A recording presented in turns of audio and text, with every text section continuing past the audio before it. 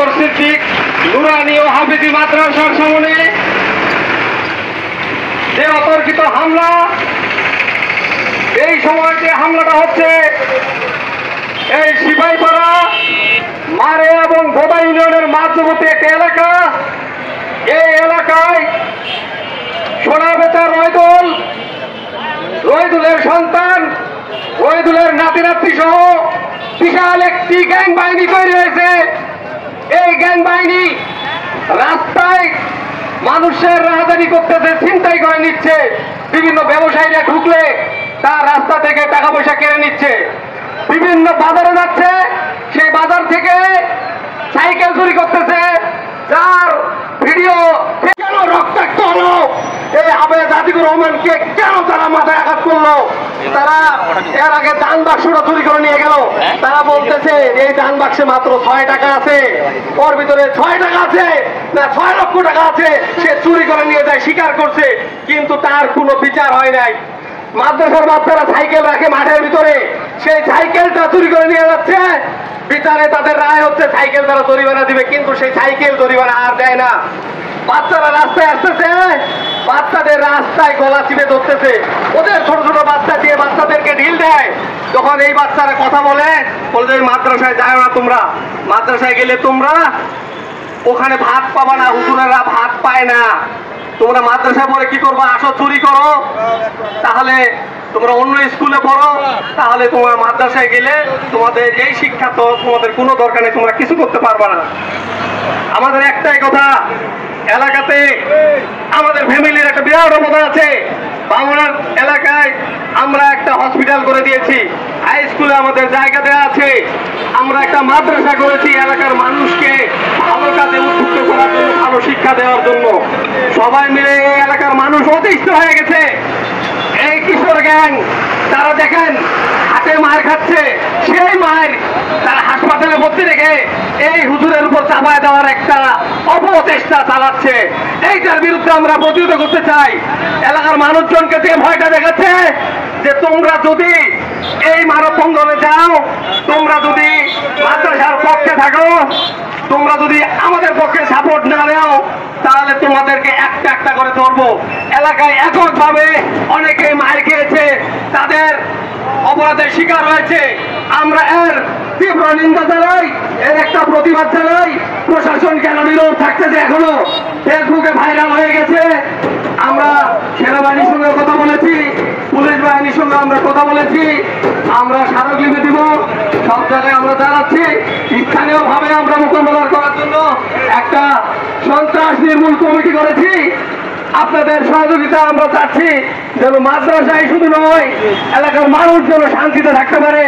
বিভিন্ন দূর দূরান্তের মানুষ যারা ব্যবসা বাণিজ্য করে, তারা যেন শান্তিতে এলাকায় ব্যবসা বাণিজ্য করে টাকা পয়সা নিয়ে আবার তার নিজ গন্তব্যে ফেরত আসতে পারে। এবং তারা দুই একজন বিভিন্ন পেশায় লিপ্ত আছে, এই পেশার বেশ ধারণ করে তারা রাস্তায়, তারা রাতে, তারা মানুষের সবকিছু চিন্তাই করে নিচ্ছে। আজকে আতিকুর রহমান হুজুর একাই যে লড়াইটা করেছে, পরে যদি স্থানীয় লোকজন সবাই ছুটে না আসতো, তাহলে তাকে সেদিন তারা মারাত্মক আহত করে তো মেরে ফেলতো। কিন্তু আমার কথা একটাই, আপনাদের কাছে একটা দাবি চাই।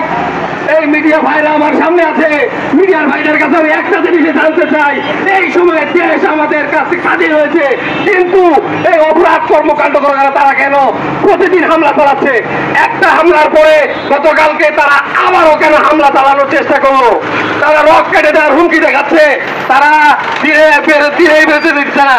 এবং তারা একটা হুঁশিয়ারি দিচ্ছে যে যারা দিনে বের হচ্ছে, তোমরা দিনে তোমাদের লোক সাপোর্ট দিচ্ছে, রাত তো আমাদের চাইনিজ কুড়াল নিয়ে আমরা তোমাদেরকে রক কেটে কেটে দিব।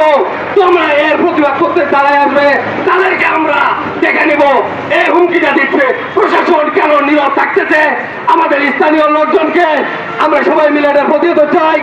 সন্ত্রাস নির্মূল কমিটির পক্ষ থেকে, এই মাদ্রাসার পক্ষ থেকে এর একটা সুষ্ঠু বিচার চাই। আপনাদের মাধ্যমে সারা দেশবাসীকে জানিয়ে দিতে চাই, সারা দেশে অপরাধ করে কেউ পার পাচ্ছে না, এখানেও পার পাবে না ইনশাআল্লাহ। এই বলে আমার সংক্ষিপ্ত বক্তব্য শেষ করছি। আসসালামু আলাইকুম ওয়া রাহমাতুল্লাহ। বক্তব্য দিবে আসসালামু আলাইকুম। আজকে আমরা এখানে উপস্থিত হয়েছি আবু বকর সিদ্দিক হাফিজিয়া এন্ড নুরানি মাদ্রাসায় শিক্ষককে অতর্কিত হামলার প্রতিবাদে আপনারা জানেন নতুন বাংলাদেশে কোন প্রকার অপরাধমূলক সন্ত্রাসমূলক কর্মকাণ্ডের স্থান নেই।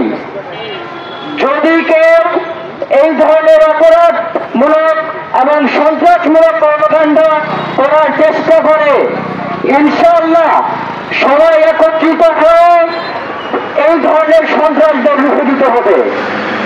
আজকে এই সন্ত্রাসরা কোন ধর্মকে মানে না, এই সন্ত্রাসরা কোন দলকে মানে না, এই সন্ত্রাসরা কোন সামাজিক মূল্যবোধকে মূল্যায়ন করতে পারে না। এই সন্ত্রাসরা যদি এদেরকে রুখে দিতে না পারি, তাহলে এরা আরো ভবিষ্যতে আরো বড় ধরনের অপরাধমূলক কর্মকাণ্ড করবে। এখনই সময় আমাদের একত্রিত হয়ে এদেরকে প্রতিহত করার। আর বিশেষ করে রাষ্ট্র এবং এই প্রশাসনকে বলে দিতে চাই, আপনারা যদি এই ধরনের অপরাধমূলক কর্মকাণ্ডের সুষ্ঠু ব্যবস্থাপনা এবং শাস্তির ব্যবস্থা না করতে পারেন, তাহলে এলাকাবাসী এটাকে প্রতিহত করবে ইনশাল্লাহ। আজকে আমরা বলতে চাই, এই ধরনের অপরাধমূলক কর্মকাণ্ডের এবং সন্ত্রাসদের কারা শেল্টার দিচ্ছে, তাদেরকে ধরে শাস্তির আওতায় আনতে হবে। আমি আর বেশি কিছু বলতে চাই না, এই বলে আমার অল্প কথা শেষ করছি। ধন্যবাদ।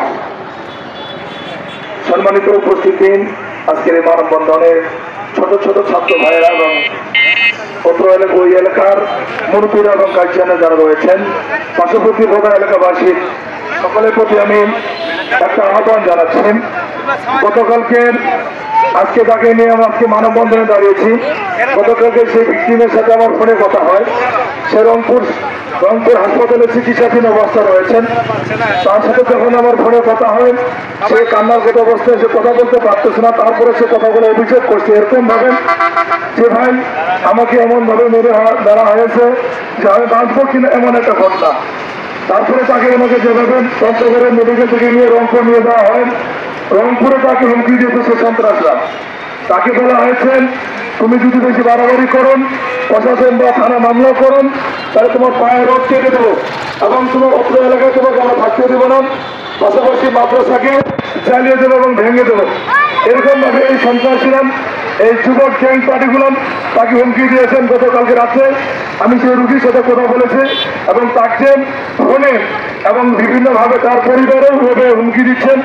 গতকালকে আমাদের কিছু ওলামায়ে কেরাম তাদের বাসায় যায়, তার বাসায় তার পরিবারের পক্ষ থেকেই শুনছেন তার পরিবারও এইভাবে হুমকি দেওয়া হয়েছে। এজন্য আমি প্রশাসনকে অনুরোধ করব, সাংবাদিক মিডিয়া ভাইরা রয়েছেন, আপনাদেরকে অনুরোধ করব, এই যে মাদ্রাসার প্রতি আক্রমণ, আলেম ওলামাদের প্রতি যে আক্রমণ করা হয়েছে, আলেম ওলামা কিন্তু এখনো চুপচাপ রয়েছে। যদি আলেম ওলামা একবার মাঠে নামে, তাহলে পরিস্থিতি কোন দিকে যাবে সেটা আপনারা সকলেই জানেন। এজন্য আমরা চাই না, ওলামা কেরাম সুষ্ঠু বিচার চান এবং যারা এই আলেমের উপর অত্যাচার করেছে, এই মাদ্রাসার শিক্ষার উপর যারা অত্যাচার অন্যায় করেছে এবং মেরেছেন, তাদের দ্রুত বিচারের আওতায় আনতে হবেন। এটা আমাদের ওলামা কেরামদের দাবি। এই জন্যই আমি সকলের প্রতি অনুরোধ জানাচ্ছি এবং যারা আছেন সকলকেই আমি ধন্যবাদ জানিয়ে আমি আমার সংক্ষিপ্ত বক্তব্য শেষ করছি। আসসালামু আলাইকুম ওয়া রাহমাতুল্লাহ।